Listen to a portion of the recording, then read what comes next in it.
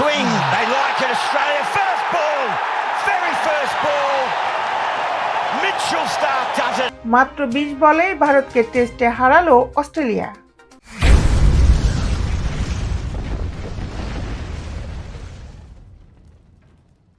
Adelaide টেস্টে ভারতকে 10 উইকেটের বিশাল ব্যবধানে হারিয়েছে অস্ট্রেলিয়া। রোহিত শর্মার দলের বিপক্ষে মাত্র 19 রানের লক্ষ্য তাড়াই অস্ট্রেলিয়াকে খেলতে হয়েছে মাত্র 20 বল। এক পেসের লড়াইয়ে জিতে 5 ম্যাচের বর্ডার গাভাস্কার ট্রফিতে 1-1 সমতায় ফিরেছে অস্ট্রেলিয়া।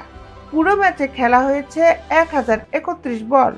ভারত ও অস্ট্রেলিয়ার মধ্যকার সবচেয়ে সংক্ষিপ্ত টেস্টের রেকর্ড এটি। প্রথম ইনিংসে ভারতকে 180 রানে অল আউট করে অস্ট্রেলিয়া। জবাব দিতে নেমে অস্ট্রেলিয়া করে 337 রান। 157 রানে পিছিয়ে দ্বিতীয় ইনিংস শুরু করে ভারত। দ্বিতীয় দিনে ভারত 105 রানে 5 উইকেট হারানোর পরই মনে হয়েছে এই ম্যাচে বেশি রানের লক্ষ্য দিতে পারবে না রোহিতরা। 5 উইকেটে 128 রান নিয়ে তৃতীয় দিনের খেলা শুরু করে Bharat.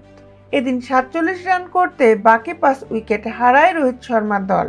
Pat Cummins, Mitchell Starc ও স্কট বোল্যান্ডের পেস তোপের সামনে তারা টিকতে পারে মাত্র 1 ঘন্টা। ব্যাট করে 12.5 ওভার। দিনের প্রথম বলেই 31 বলে 28 রান নিয়ে খেলা ঋষভ পান্তকে সেকেন্ড স্লিপে স্টিভ স্মিথের হাতের ক্যাচ বানান মিচেল স্টার্ক। রবিচন্দ্রন অশ্বিনকে 14 বলে 7 রানে বেঁধে ফেলেন পেট কামিন্স। 12 বল খেললেও হাসিত রানাকে রানের খাতা খুলতে দেননি কামিন্স। এই ইনিংসেও ভারতীয়দের হয়ে সর্বোচ্চ রান করেন নীতিশ কুমার রেড্ডি। কামিন্সের বলে তৃতীয় স্লিপে নাথান ম্যাকসুইনের হাতে ক্যাচ হওয়ার আগে 47 বলে 42 রান করেন তিনি। 8 বলে 7 রান করা মোহাম্মদ সিরাজকে অস্ট্রেলিয়ার পেসার বোল্যান্ড আউট করলে শেষ হয় ভারতীয়দের ইনিংস। 57 রানে 5 উইকেট নেন পেট কামিন্স। 2 উইকেট শিকার করেন মিচেল স্টার্ক। 3 উইকেট নিজের ঝুলিতে নেন স্কট বোল্যান্ড।